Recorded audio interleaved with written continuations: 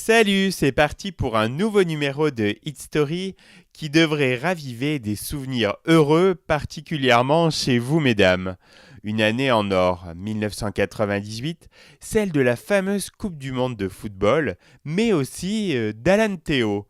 Si le premier événement a donné envie à des millions de femmes de s'intéresser au ballon rond, le deuxième en a fait fantasmer tout autant.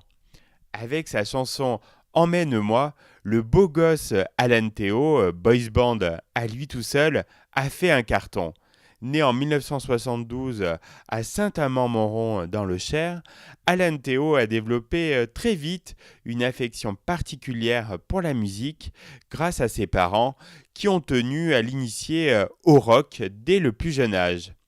À l'adolescence, c'est vers le jazz qu'il se tourne et il multiplie les expériences musicales avec des petits groupes et la musique s'impose comme le métier qu'il désire exercer.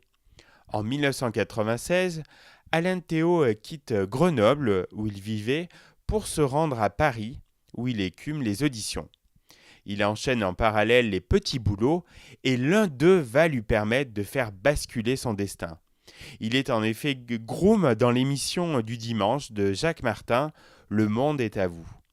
Et là, le programmateur de l'émission le repère et lui propose d'enregistrer un disque.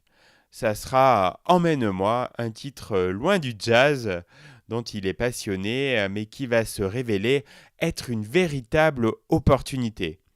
Il saisit donc cette chance en se disant qu'elle ne passe qu'une fois. Et il va donc s'accommoder de cette bluette pop qui parle de rupture et qui va surtout mettre en avant ses atouts physiques en pleine folie boys band.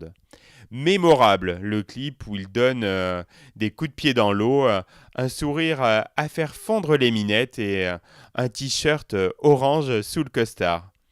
Le succès de la chanson est énorme.